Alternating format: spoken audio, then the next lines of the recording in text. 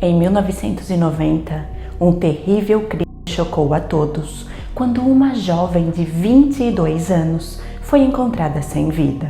Na cena, uma impressão digital quase imperceptível e de difícil interpretação parecia ser o único vestígio deixado pelo assassino.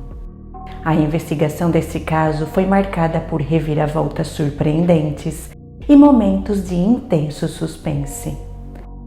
A cada nova descoberta, surgiam pistas que levavam os investigadores por caminhos inesperados, mantendo a tensão elevada e deixando todos os envolvidos ansiosos por respostas. Felizmente, o verdadeiro responsável por tirar a vida da jovem inocente foi identificado e capturado, o que aconteceu com o auxílio da genética forense.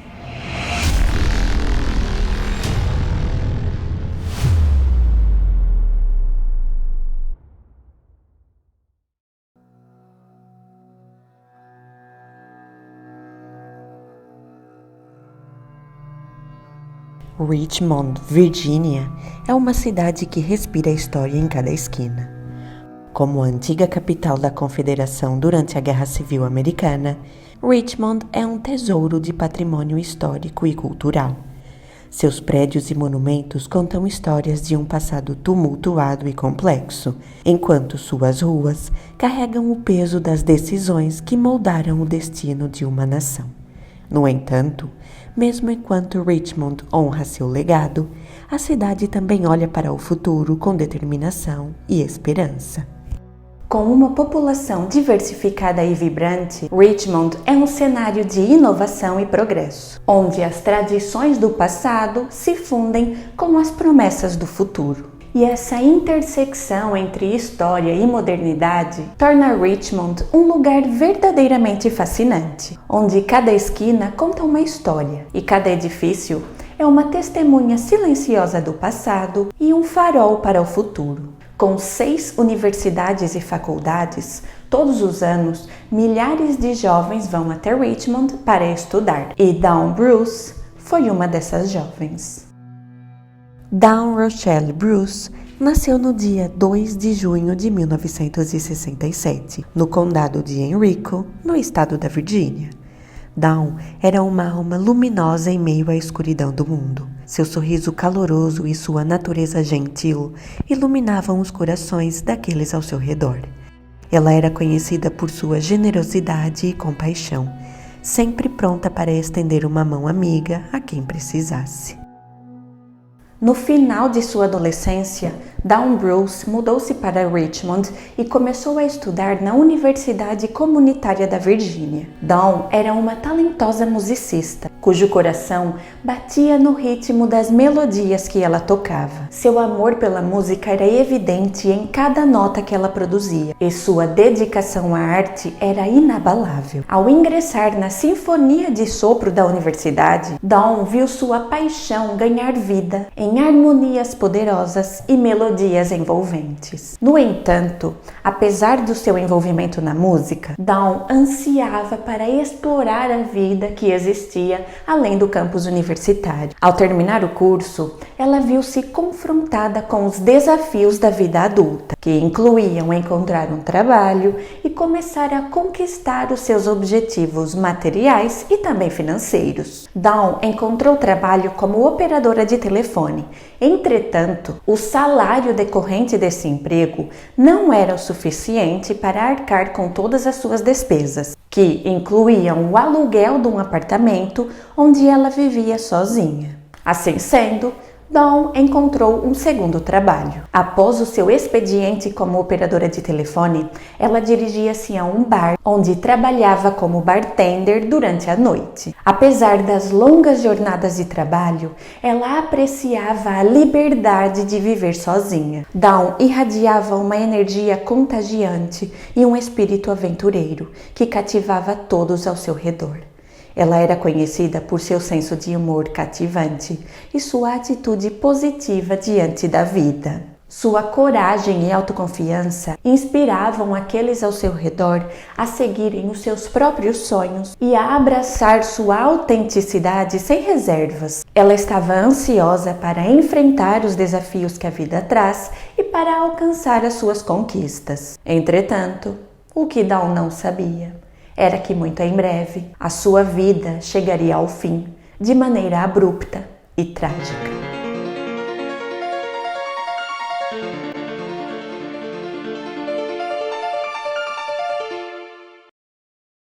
Em dezembro de 1990, Dawn Bruce vivia uma vida independente fora da casa de seus pais. Apesar da distância física, Dawn cultivava uma conexão especial com sua mãe, mantendo contato regular por meio de telefonemas diários. Entretanto, em um dia fatídico, mais especificamente em 17 de março de 1990, o habitual fluxo de comunicação entre mãe e filha foi interrompido. Alarmada pelo silêncio prolongado de Dawn, 2 dias depois, no dia 19 de março de 1990, sua mãe decidiu fazer uma visita surpresa ao apartamento de sua filha. Sua mãe estava impulsionada pelo sentimento de inquietação e pelo pressentimento de que algo estava errado.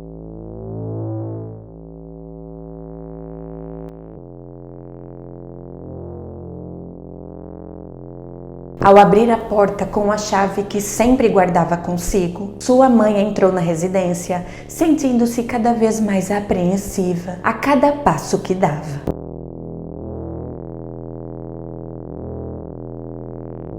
O silêncio sombrio do apartamento ecoava pela sala, contrastando com a ansiedade que crescia em seu peito. Ela percorreu cada cômodo, chamando pelo nome de sua filha, na esperança de ouvir uma resposta reconfortante. No entanto, o único som que quebrou o silêncio foi o batimento do seu coração acelerado, à medida que avançava pela casa, cada vez mais preocupada, até que ela chegou no quarto e se deparou com uma cena que jamais sairia de sua lembrança. Dawn estava deitada na cama, sobre uma poça de sangue. O choque e a angústia a envolveram quando ela se aproximou, percebendo a gravidade da situação. A cena diante dela era mais do que qualquer mãe poderia suportar. Sua filha, sua querida filha, tão jovem, cheia de sonhos e planos, agora estava imersa em uma tragédia indescritível. Sua mãe ligou para o número de emergência e, muito rapidamente, uma equipe de policiais, acompanhada por uma equipe de socorristas, foram enviadas até o apartamento. Porém, já era tarde demais.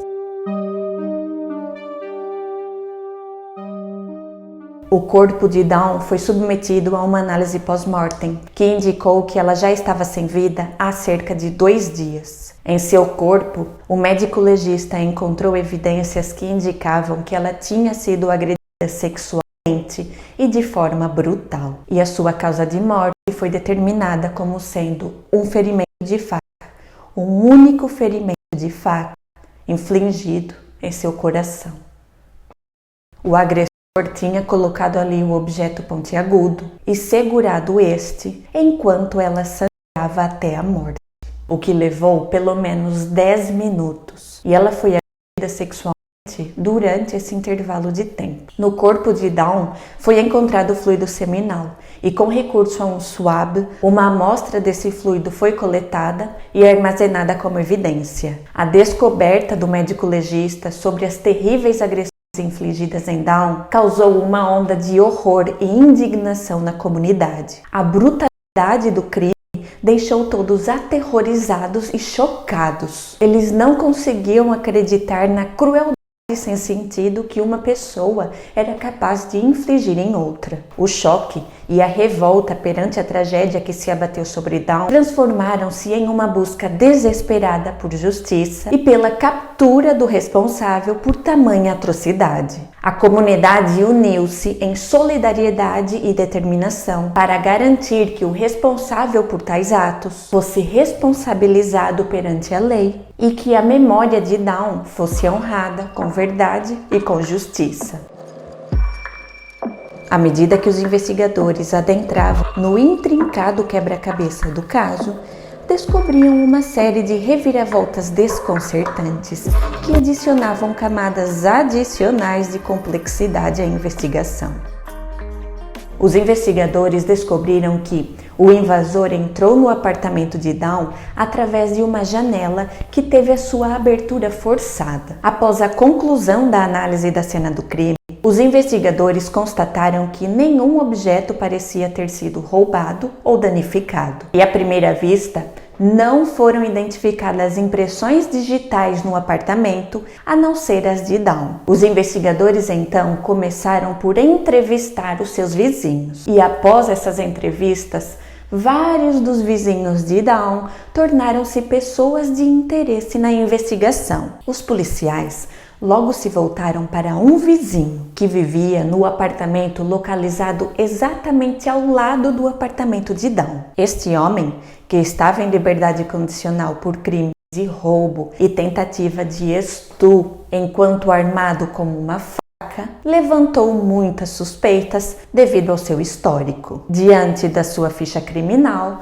este vizinho emergiu como um forte suspeito. E na altura, Dawn tinha um namorado e, apesar de não parecer haver nenhum problema no relacionamento dos dois, ele também foi tratado como pessoa de interesse. No entanto, o fato dos policiais não terem localizado a arma do crime, a falta de testemunhas e a escassez de pistas tornaram a investigação um desafio árduo e complexo. Os investigadores concentraram a sua atenção nas poucas evidências físicas que tinham conseguido obter. Como mencionado, o legista identificou que o ferimento fatal era um único ferimento de faca encontrado no coração de Dawn. E, quando a sua roupa de cama foi analisada, os peritos encontraram impressões lineares que eram consistentes com a lâmina de uma faca. As bordas serrilhadas pareciam ser de uma faca de caça. E na fronha de Dawn foi encontrado o que parecia ser uma impressão digital, feita com o sangue da vítima. Mas o tecido da fronha possuía uma textura que impossibilitava qualquer tentativa de análise da impressão digital. De fato, tal impressão era praticamente invisível à primeira vista. Mesmo com uma inspeção minuciosa, os detalhes das cristas da impressão eram extremamente fracos, o que tornava a sua análise ainda mais desafiadora. E a tentativa de ampliação da imagem para melhorar o detalhamento das cristas acabava por distorcer o tecido de suporte, comprometendo ainda mais a clareza da impressão. Aqui no canal tem um vídeo sobre o caso de Brenda Robinson, no qual eu falo sobre a lofoscopia. Este é um caso muito interessante, cheio de surpresas e reviravoltas, e eu vou deixar o link deste vídeo aqui no primeiro comentário fixado. Voltando ao caso de Dawn, diante da limitação encontrada durante a análise lofoscópica, o analista forense expressou pouca esperança em relação à possibilidade de análise da impressão encontrada na fronha. Ainda que tenha sido observado algum detalhe nas cristas da impressão, na época, esta não tinha a qualidade de imagem necessária para ser uma evidência de grande valia. A incerteza quanto à capacidade de melhorar a qualidade da impressão digital deixou os investigadores preocupados quanto à viabilidade de obter uma evidência forense convincente.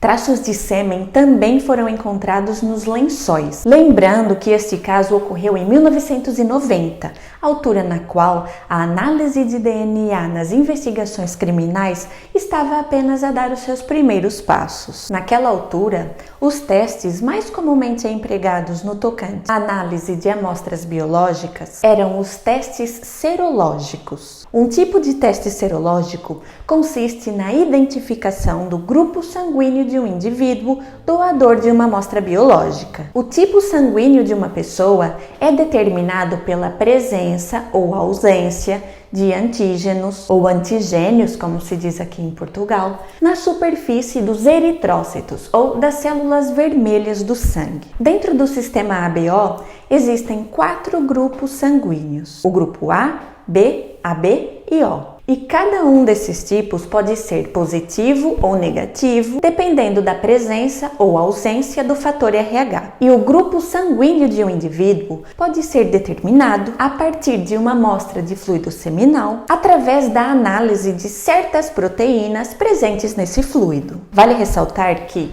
a determinação do grupo sanguíneo do doador de uma amostra não tem o mesmo poder de resolução que nós temos hoje em dia com as análises de DNA. Todavia, esses testes eram os testes empregados na altura nas investigações e eram muito importantes, principalmente no tocante à eliminação de suspeitos. Por exemplo, se durante uma investigação foi encontrada uma amostra de fluido seminal no corpo da vítima, como é aqui o nosso caso, e foi determinado que o doador daquela amostra pertence ao grupo sanguíneo do tipo B e a polícia tem um principal suspeito. Então, é determinado o grupo sanguíneo desse suspeito e, caso este não pertença ao grupo sanguíneo do tipo B, ele pode ser eliminado dentre o pool de suspeitos. No caso de Dawn-Bruce, testes serológicos indicaram que o doador da amostra de fluido seminal encontrada na cena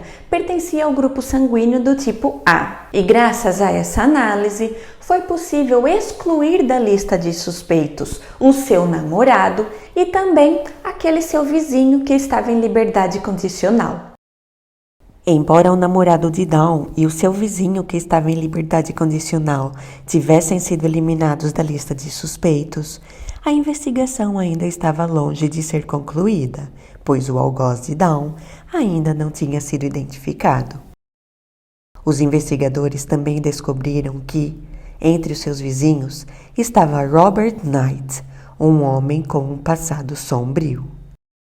O fato dele viver próximo de Dawn, combinado com as suas prisões anteriores por posses de droga, lançou uma sombra de suspeita sobre ele. Além disso, surgiram relatos perturbadores. Testemunhas relataram que Robert fazia comentários sugestivos e de natureza sexual para Dawn, enquanto ela realizava suas atividades diárias, como por exemplo lavar o seu carro ou até mesmo entrar e sair do seu apartamento. Essas interações inquietantes contribuíram para torná-lo um suspeito destacado no caso. E as suspeitas sobre Robert aumentaram ainda mais quando os investigadores descobriram que ele pertencia ao grupo sanguíneo do tipo A. Quando confrontado pelos policiais, Robert alegou ter um álibi, afirmando que na noite dos acontecimentos esteve todo o tempo com sua namorada. Além disso,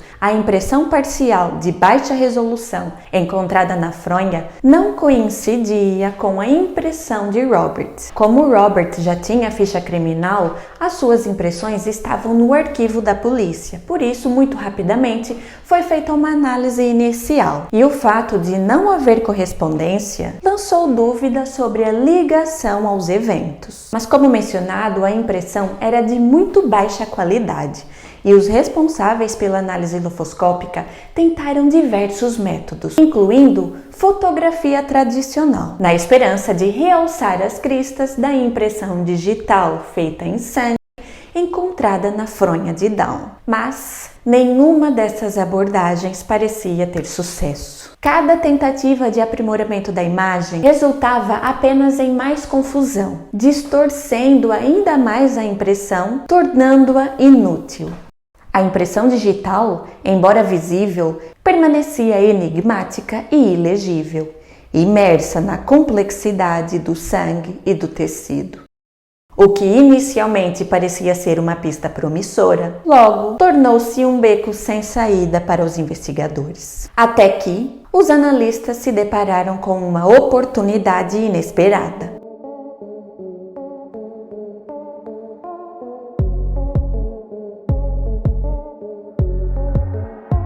Todos os anos, no estado da Virgínia, a uma conferência que reúne os cientistas que trabalham com a análise de impressões latentes. Essa conferência inclui seminários, programas de treinamento e também a participação de empresas que vão apresentar as novas tecnologias que estão sendo desenvolvidas. E o especialista que estava trabalhando na análise da impressão digital encontrada na fronha de Dawn foi até essa conferência. Lá, ele ficou a conhecer um novo sistema de tratamento de imagens que permitia o aprimoramento das impressões. Ele inicialmente estava altamente cético em relação ao uso dessa nova tecnologia, principalmente pelo fato dela nunca ter sido anteriormente aplicada em um caso criminal. Mas, como naquele momento a única evidência com a qual os investigadores contavam era a impressão digital, ele concluiu que valia a pena tentar. O sistema, denominado de tecnologia de aprimoramento de imagem, emprega um software de computador para identificar padrões semelhantes contidos no tecido de suporte. Neste caso, a fronha. Uma vez identificado o padrão, este é subtraído da imagem, deixando apenas os padrões das cristas da impressão digital. Após 10 horas de teste, o padrão do tecido foi subtraído e a impressão digital do assassino começou a emergir.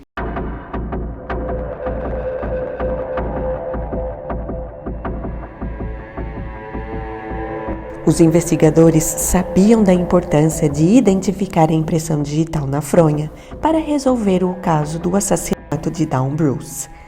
O principal suspeito nesse caso era um de seus vizinhos, um homem chamado Robert Knight, que tinha um histórico de abuso de drogas. Robert afirmou ter um álibi, dizendo que na noite do assassinato esteve com sua namorada. No entanto, ela afirmou que Robert não esteve com ela durante toda a noite. As evidências indicavam que o crime tinha acontecido entre as 3 e 4 da manhã, nas primeiras horas do dia 17 de março de 1990. Robert afirmou ter um álibi sólido, dizendo que esteve com sua namorada durante toda a noite. Mas, de acordo com ela, ele não esteve em sua casa durante esse intervalo de horário. E o analista concluiu que as impressões digitais de Robert Knight que estavam nos arquivos policiais não apresentavam detalhes o suficiente. Robert concordou em fornecer um segundo conjunto de impressões. No entanto, agora o problema era a impressão encontrada na fronha, pois, como mencionado, ela não tinha detalhes o suficiente para garantir uma análise fiável. No início, Robert mostrou-se cooperativo, mas cada vez que era abordado pela polícia, ele se tornava um pouco mais distante e menos cooperativo, acusando os policiais de assédio. Seu bom humor e sua disposição para ajudar mudaram completamente, até que chegou um momento no qual Robert disse aos policiais para pararem de contactá-lo, pois ele não iria mais colaborar. Agora, a acusação enfrentava uma situação delicada. Se eles não conseguissem identificar a impressão digital como proveniente de Robert, o advogado de defesa certamente usaria isso contra a acusação durante o julgamento. Se o autor daquela impressão não fosse identificado, os advogados de defesa de Robert poderiam alegar que o responsável por tirar a vida de Dawn era o dono daquela impressão digital de identidade desconhecida. Mas, ainda assim, os promotores decidiram arriscar. Eles solicitaram a prisão de Robert, acusando-o pelo assassinato de Dawn, confiando na nova tecnologia de análise de impressão digital e na habilidade dos cientistas de fazer uma comparação segura. Após a prisão de Robert, o analista forense sentiu que todo o peso da acusação estava sobre os seus ombros. Ele então solicitou que, novamente, as impressões de Robert fossem coletadas e, pessoalmente, observou enquanto esse processo era realizado, garantindo que cada dedo fosse cuidadosamente rodado de uma extremidade até a outra da unha, fornecendo o conjunto mais claro de impressões digitais possível. Os profissionais forenses frequentemente enfrentam pressões para produzir resultados rápidos. especialmente em casos de grande visibilidade midiática. No entanto, ao lidar com as evidências, nós temos que manter uma abordagem cuidadosa e extremamente meticulosa. É necessário dedicar tempo suficiente ao processo de análise, garantindo que cada etapa seja conduzida com a precisão e atenção máxima aos detalhes. E, após as análises estarem concluídas, os resultados são sempre verificados por um segundo profissional, de forma a garantir a sua fiabilidade e exatidão. Essa abordagem minuciosa não apenas fortalece a credibilidade das evidências apresentadas no caso, mas também destaca a importância de resistir à pressão e priorizar a precisão e a integridade científica em todas as etapas da análise forense. No caso de Dawn, o especialista analisou a impressão digital encontrada durante um mês. Ele fez testes repetitivos até que, ao fim de 4 semanas, ele atestou que tinha os resultados da análise. A impressão parcial encontrada na fronha correspondia a uma porção do polegar esquerdo de Robert Knight. O analista explicou que dedicou tempo adicional para realizar trabalhos de comparação detalhada e análises minuciosas na impressão digital, garantindo uma identificação precisa. Além disso, ele mencionou que outro examinador foi incumbido de revisar todo o seu trabalho para garantir a ausência de erros no processo. No entanto, surgiu outro desafio. A tecnologia de aprimoramento de imagem na altura era tão nova e nunca tinha sido utilizada no processamento de uma evidência que posteriormente seria levada a tribunal. O próprio analista expressou preocupação, pois a evidência poderia não ser considerada uma prática científica válida, o que faria com que ela não fosse aceita em tribunal. Foi então conduzida uma audiência para deliberar se a evidência forense proveniente dessa nova tecnologia de processamento de imagem poderia ser considerada como sendo admissível. A defesa argumentou que tudo aquilo se tratava de uma tecnologia enganosa que manipulava e alterava a imagem da impressão digital. A especialista convocada pela acusação esclareceu que o olho humano consegue distinguir entre 16 e 32 tons de cinza,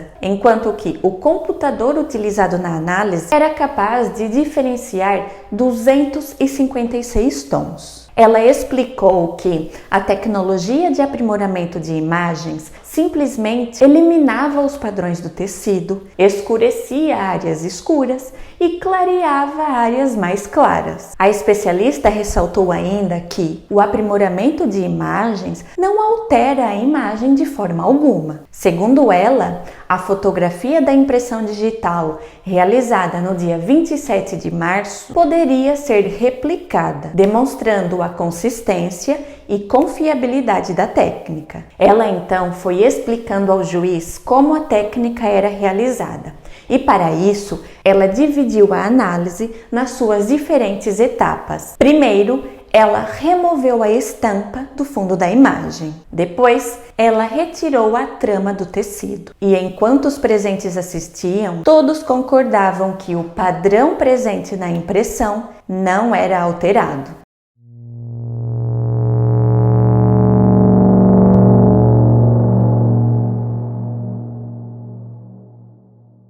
Essa representação gráfica foi um grande persuasor e o juiz ficou convencido. Ele decidiu que os aprimoramentos computadorizados em nada tinham alterado a impressão digital encontrada na fronha. Um precedente legal havia sido estabelecido, mas os procuradores sabiam que apenas uma impressão digital parcial, obtida com uma tecnologia que na altura era extremamente nova, não lhes dava um caso sólido. Antes de levar Robert Knight a julgamento, era necessário encontrar uma evidência irrefutável que o ligasse ao crime.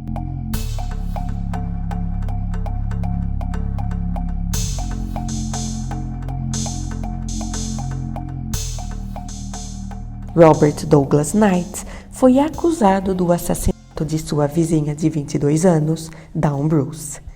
Ele estava prestes a ser levado a julgamento. Entretanto, a arma do crime ainda não tinha sido localizada.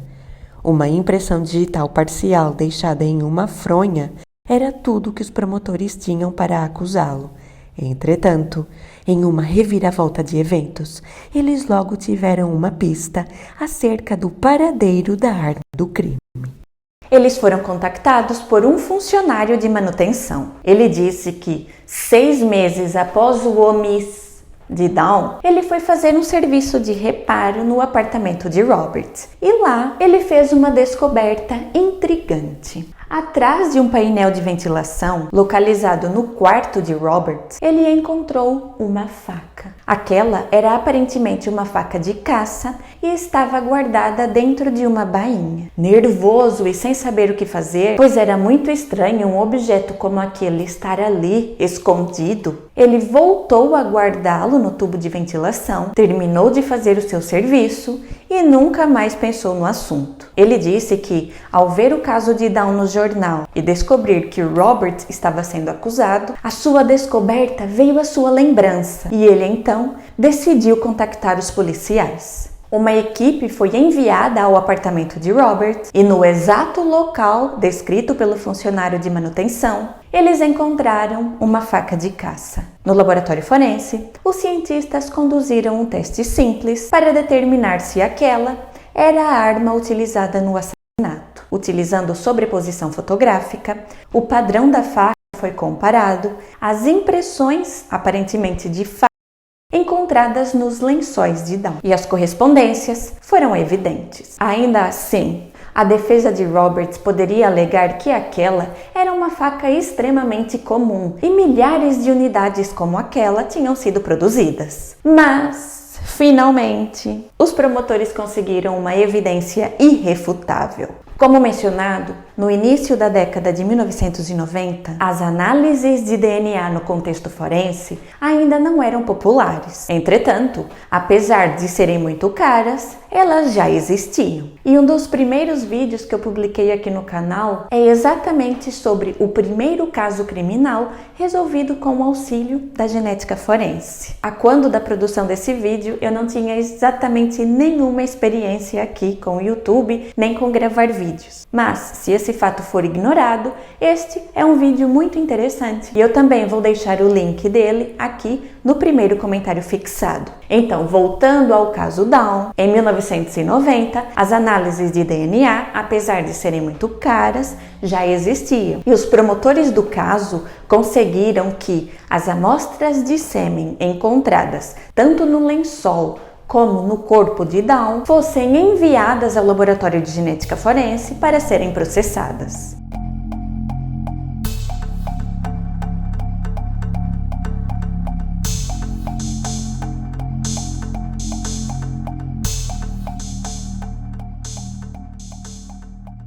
Ao contrário da análise de grupos sanguíneos, as análises de DNA permitem a obtenção de um perfil genético individualizante, ou seja, é uma informação que é exclusiva de cada indivíduo. E das amostras de sêmen, foi possível extrair DNA e obter o perfil genético do agressor de Dawn. Este perfil foi então comparado ao perfil genético obtido através de uma amostra de referência fornecida por Robert Knight. E o resultado dessa comparação indicou que houve uma correspondência. Com esse resultado conclusivo da comparação do perfil genético obtido a partir da amostra criminal com o perfil genético de Robert Knight, os promotores do caso finalmente tinham uma peça crucial para sua acusação. Esta era uma evidência irrefutável da presença de Robert no local do crime. Com isso, os promotores tinham em mãos um caso sólido e indiscutível contra Robert Knight. Com base no conjunto de evidências forenses encontradas, incluindo a evidência de DNA, os promotores avançaram com confiança para levar Robert Knight a julgamento.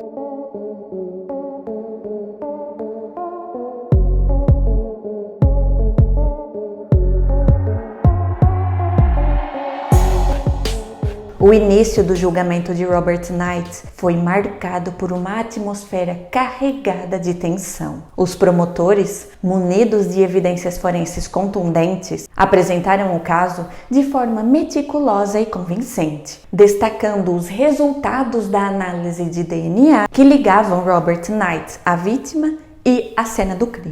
Enquanto isso, a defesa buscava minar a credibilidade das evidências, questionando a validade dos procedimentos forenses utilizados e levantando dúvidas sobre a precisão dos resultados obtidos. O início do julgamento marcou o ponto culminante de meses de investigação e preparação, dando início a um processo que determinaria o destino de Robert Knight. Os promotores relataram como eles acreditam que os fatos ocorridos na noite de 16 para 17 de março de 1990 tenham se desenrolado. A jovem de 22 anos, Dawn Bruce, após uma jornada de trabalho dupla, como telefonista e como bartender, chegou ao seu apartamento por volta da 1 da manhã e, exausta, foi direto para a cama. Por volta das 4 da manhã, Robert Knight saiu da casa de sua namorada e foi até o complexo de apartamentos onde ele vivia.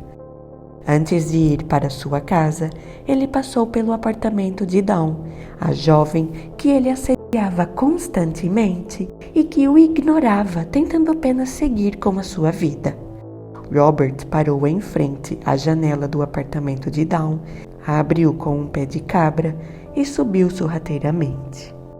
Ele atingiu Dawn diretamente em seu coração e depois a agrediu sexualmente enquanto ela sangrava até a morte. Ele pousou a faca sobre a cama, deixando a impressão da arma do crime. Impressão esta que, posteriormente, foi correspondida à faca encontrada escondida em seu apartamento. Ele também deixou uma impressão digital parcial, ensanguentada, na fronha de Dawn. Esta foi analisada com a mais recente tecnologia computacional.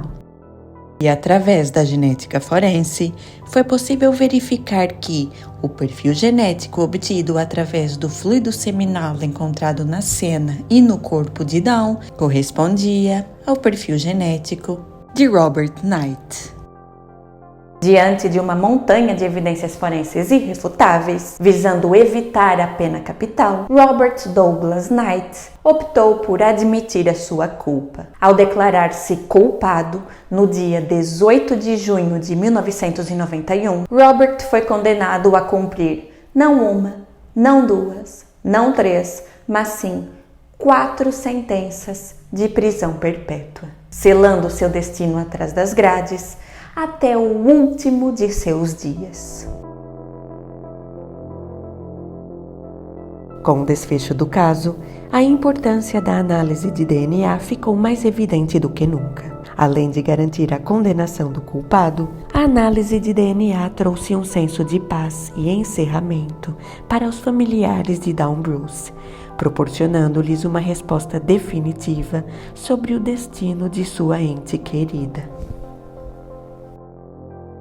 Com o desfecho do caso, a importância da análise de DNA ficou mais evidente do que nunca. Além de garantir a condenação do culpado, a análise de DNA trouxe um senso de paz e encerramento para os familiares de Dawn. Este caso serve como um lembrete do papel vital que as ciências forenses desempenham na busca pela verdade e pela justiça. Ao mesmo tempo, destaca a importância do contínuo avanço das técnicas forenses, que felizmente estão cada vez mais sofisticadas e precisas, garantindo que os verdadeiros culpados não escapem impunes e que as vítimas e seus familiares recebam a justiça que tanto merecem. A mãe de Dawn disse que compartilhou com sua outra filha, durante uma conversa que as duas tiveram sobre a vida e sobre os planos familiares, o que ela pensava sobre tudo o que aconteceu com Dawn. Ela disse que a irmã de Dawn expressou preocupação sobre ter filhos, devido ao medo de passar por todo o sofrimento e toda a dor que ela viu sua mãe passando. A mãe de Dawn refletiu sobre a situação e afirmou que, Mesmo que soubesse antecipadamente que Dawn seria assassinada, ainda assim teria optado por tê-la, pois Dawn trouxe imensa alegria para a família. Ela aconselhou sua filha a não desistir de ter filhos por medo da perda, lembrando que a vida é sempre imprevisível e não oferece garantias absolutas.